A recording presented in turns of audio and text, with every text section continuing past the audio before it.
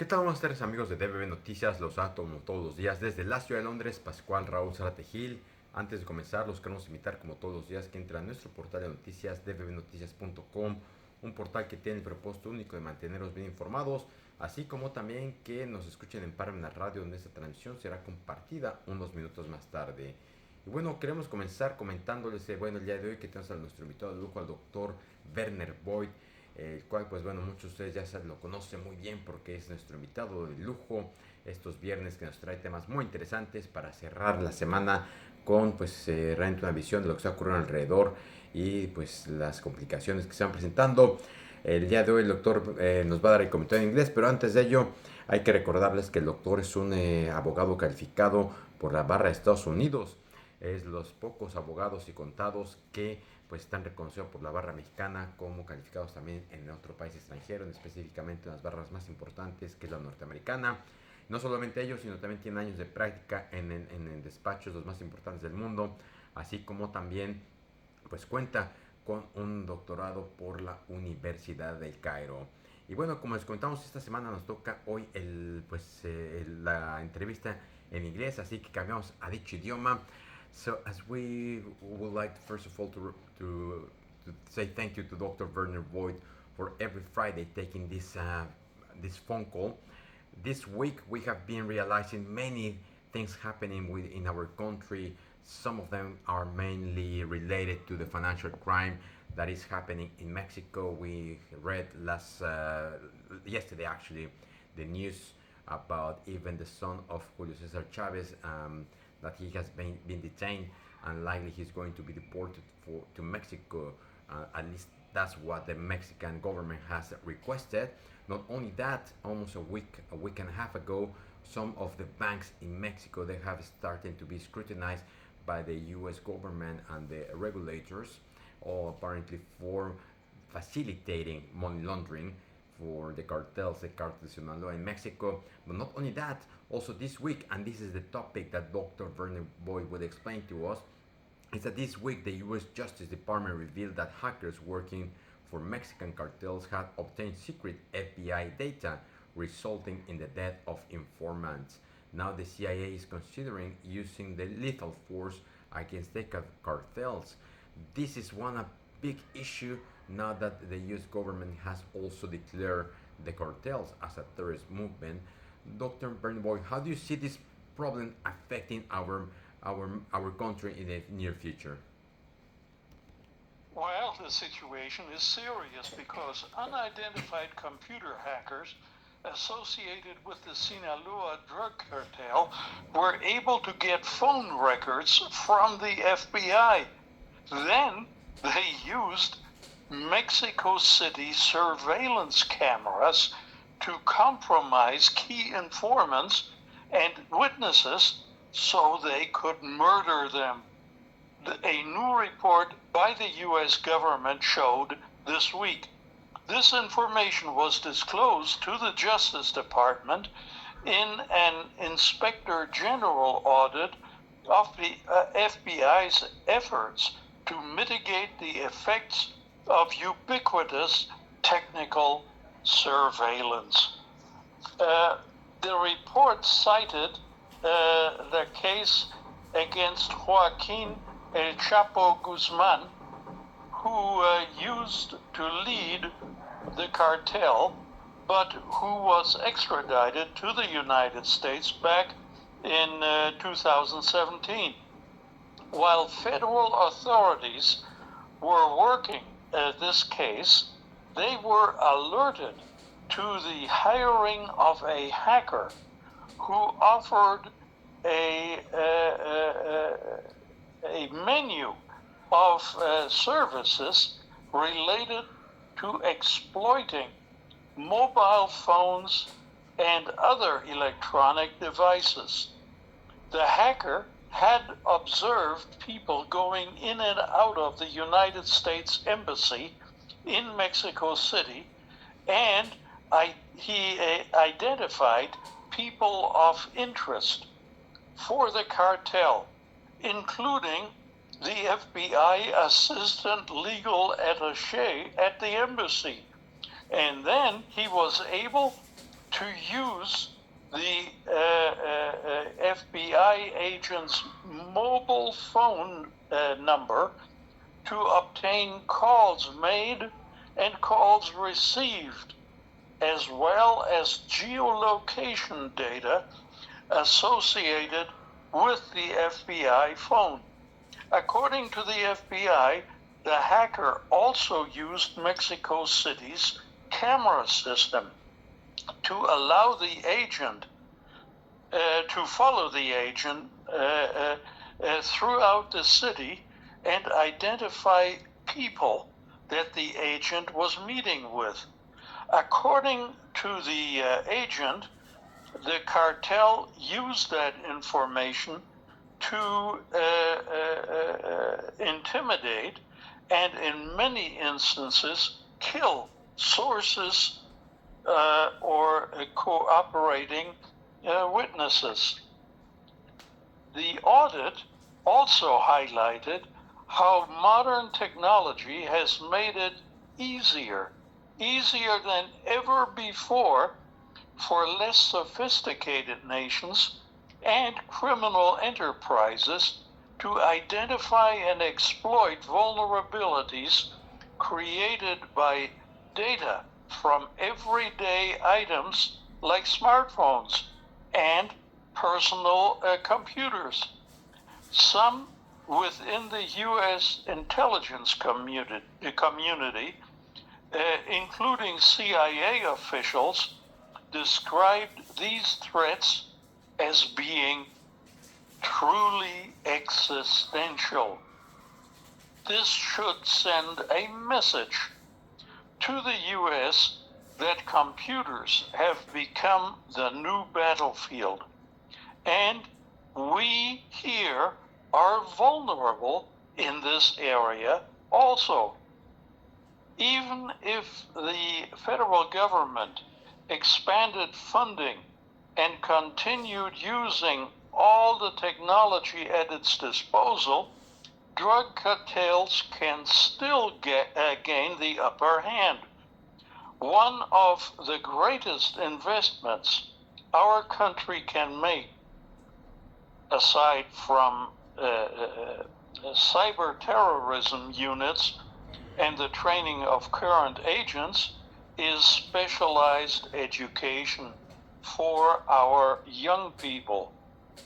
By training a new generation of hackers to counteract these anonymous killers, we ensure that there's a future firewall against murder, financial crimes, blackmail, and other efforts to harm our nation. Well, the audit also revealed the lengths a drug cartel will go if they see someone standing in their way. President Donald Trump understood this threat when he issued an executive order designing certain cartels as terrorist organizations.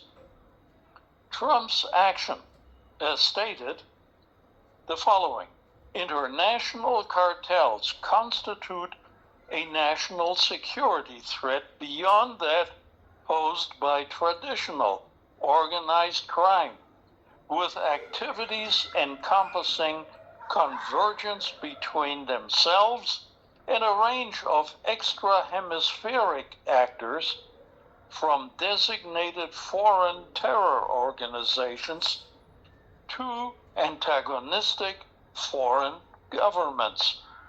It also explained how they've developed complex adaptive systems, characteristic of entities engaged in insurgency and asymmetric warfare, while managing to infiltrate into foreign governments across the entire Western Hemisphere.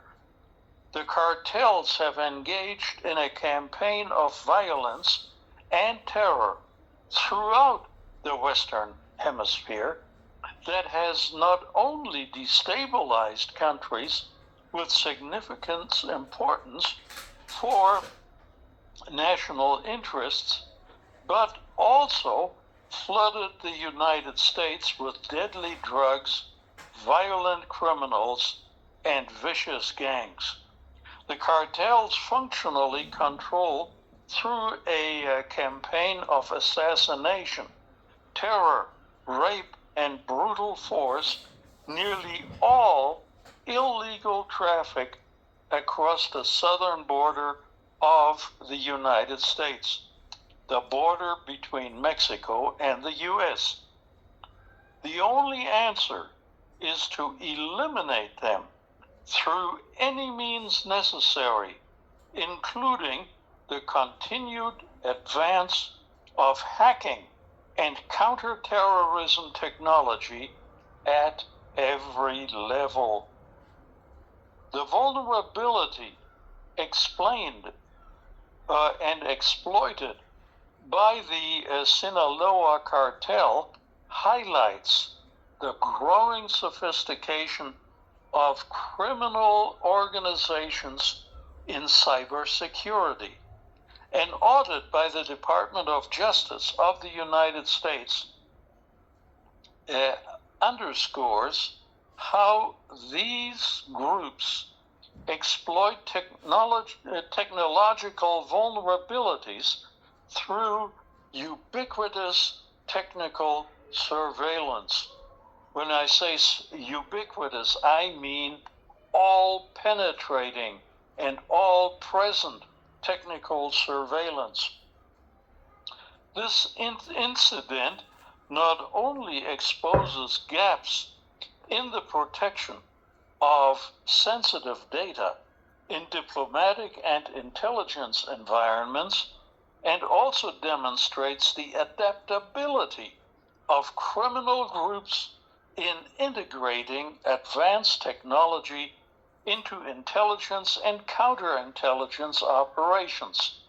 According to the United States Department of Justice, hackers employed by the Sinaloa cartel infiltrated the C5 surveillance network in Mexico City, monitor the movements of FBI agents in the capital, and the report reveals a critical breach in information security that directly impacts intelligence operations and endangers human assets in the fight against organized crime.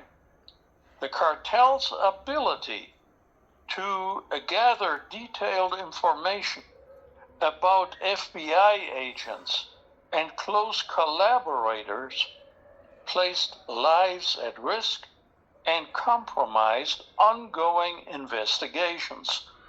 These intrusions undermine trust in the security capacities of government agencies and set a dangerous precedent regarding the vulnerability of communication and surveillance networks. Authorities in Mexico have now responded to these allegations. The government of Mexico City has denied any successful intrusions into the C5 surveillance system it has operated after 2018. According to additional reports, local authorities attribute the reported vulnerabilities to prior administrations, specifically during the final stages of Enrique Peña Nieto's federal government and Miguel Mancera's administration in Mexico City. Mexico City officials say that between 2018 and 2024, the C5 system was significantly upgraded. The number of surveillance cameras was increased from 15,000 to 83,400.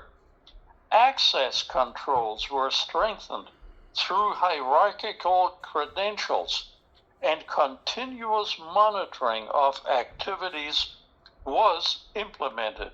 Recently, the U.S. Drug Enforcement Administration, the DEA, or DEA as it is pronounced in Mexico, alleged that the Jalisco New Generation cartel surveilled officers in Washington, D.C., in the United States. These incidents reinforced the need for robust binational collaboration on cybersecurity, investment in resilient technological infrastructure, and the training of highly specialized personnel. Mexican officials allegedly have helped drug cartels in the country to obtain state-of-the-art spyware, which can be used to hack mobile phones, according to a senior DEA official.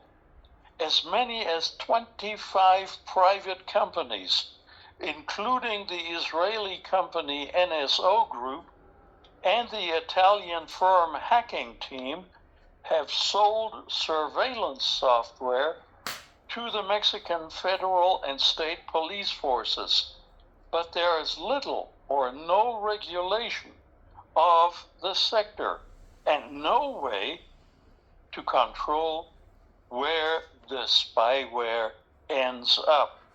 It is a free-for-all, an official told the Cartel Project, an initiative coordinated by Forbidden Stories, a global network of investigative journalists whose mission is to continue the work of reporters who are threatened, censored, or murdered. The police, who have the technology, would just sell it to the cartels. Over the past decade, Mexico has become a major importer of spyware, as officials insist they need to equip themselves against the powerful organized crime groups that have helped drive the country's murder rate to record levels recently. So consequently then, the CIA, La CIA as we call it in Mexico, the CIA is reviewing its authorities to use lethal force against the drug cartels inside Mexico and beyond, as the Trump administration moves to make taking on the cartels a major priority for the intelligence agency we all know as the CIA, according to U.S. officials and other people briefed on the matter. The review does not indicate President Donald Trump has ordered the CIA to now take direct action against the cartels, but this review is designed to help the agency understand what kinds of activities it can legally undertake and what the potential risks would be across a suite of options, underscoring how seriously the Trump administration is considering the possibility of using the CIA in operations using lethal or deadly force. Amping the among the issues agency lawyers are examining is the CIA's and its officers' liability if citizens are accidentally killed in any such deadly operation. Agency officials are cautious about using assets traditionally going after what were seen as military targets and now being employed against cartel targets. The Trump administration earlier this year designated a number of cartels in Mexico as foreign terrorist organizations, a maneuver some U.S. officials believe is designed to build a predicate for deadly action, and the CIA is already flying surveillance drones that are capable of being armed, and they're operating over Mexican territory. The CIA has, in my opinion, the legal authority under U.S. law to either conduct lethal strikes itself or provide targeting information or other support to another nation, such as Mexico, to carry out a lethal strike, as long as it's properly authorized by the President of the United States and abides by the interlocking constellation of U.S. laws and regulations that govern armed conflict. It's not a question of whether they can or cannot use lethal force. They can. It's more about the implications of citizens being potentially injured or killed based on their broader presence in the space of operations of the CIA. Collateral damage could also blow back on any partner nation, like Mexico, that either allows the CIA to conduct direct action inside its borders, or that accepts intelligence support from the agency to conduct its own lethal operations. If the CIA support creates a political problem for the partner nation, Mexico, for example, its government could refuse to allow the agency to operate there going forward. Officials have also warned about the risks of retaliatory action by the cartels, some of which maintain a presence inside the territory of the United States as well. Mexican cartels are not merely criminal organizations. They operate as paramilitary entities with deep financial resources, global supply chains, and sophisticated logistical networks that extend into many other nations, including the United States.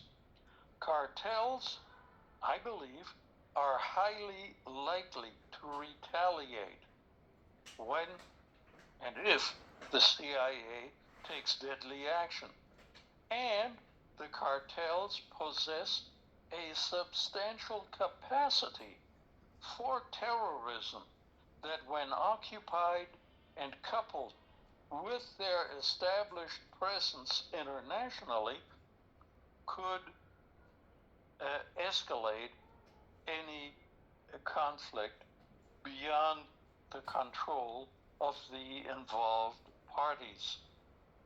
This sort of review reflects an understanding that the CIA may be called to account for any action it takes against cartels, especially if there is blowback, and especially if the agency conducts operations that are ultimately seen as disproportionate to the threat from cartels.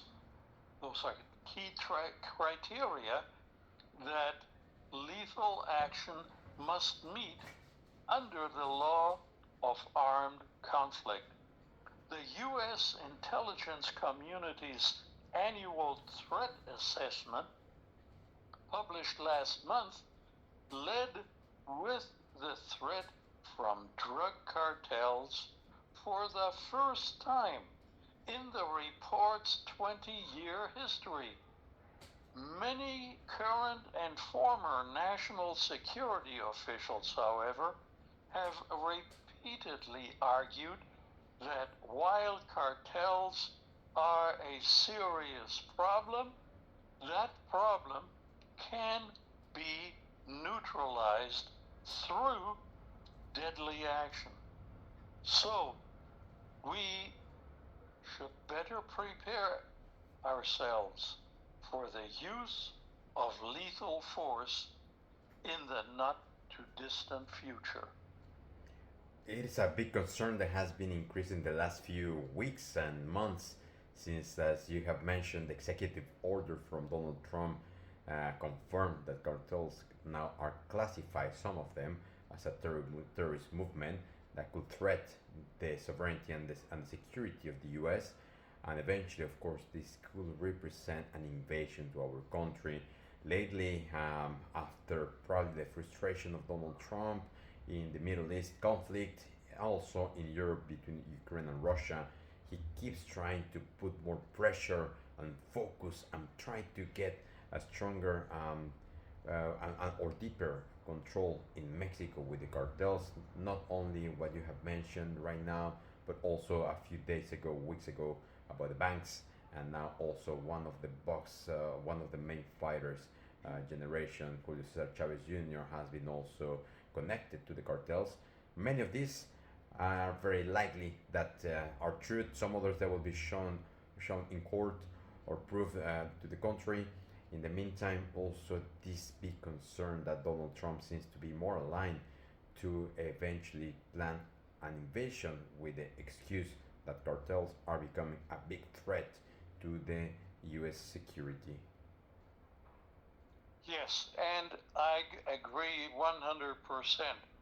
The plans and the intentions of Donald Trump constitute a clear and present danger to the sovereignty of Mexico. Well, fingers crossed in the next few days and weeks, the Mexican government will put things a bit more settled, or will try to take more controls over the cartels. But of course, the cyber attack is something very or extremely difficult to control, not only inside the territory, but even outside. Also considering that many of the supply of the hardware and even software for security and the security resilience is mainly brought from abroad, as you have explained to us. Let's not disregard the possibility that even those suppliers, maybe also the suppliers, to find how to attack, or at least find a route how to hack the same systems in Mexico are in the US. And let's also be realistic that this is not something that is only happening in Mexico against the US security and intelligence system, but also is happening in other countries, such as in the UK and Europe, that they have suffered different threats. The difference potentially is how public they are made.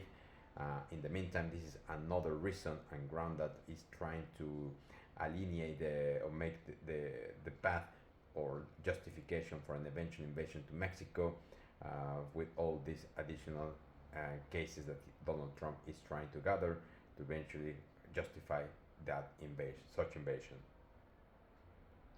That, unfortunately, is the sad reality in the world that we live in today.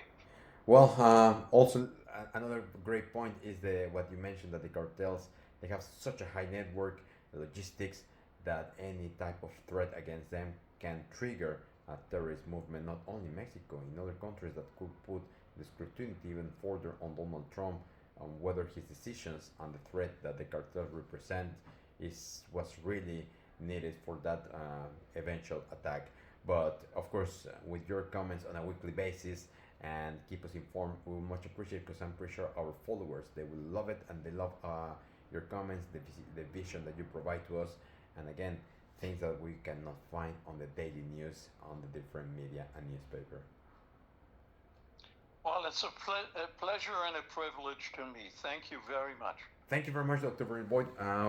We speak to you next week for to see if there has been any changes or another topic that will affect our country. We would like to wish you a very nice weekend and speak to you next week. Thank you. Pues amigos, como escucharon, un tema preocupante, todo se va alineando un poco más al tema de la seguridad con los carteles y Donald Trump, todo indicando que ahora pues también el ataque, el ciberataque, hackeo al sistema de seguridad del FBI podría poner más razones o también argumentos, esa es la palabra, para Donald Trump tratar eventualmente de justificar una invasión, ya que los carteles están pues poniendo a prueba y la seguridad de Estados Unidos. Estamos dando seguimiento, lo que les comentamos también no solamente es el único caso aislado, sino hace unas horas se confirmó también pues la vinculación de un boxeador.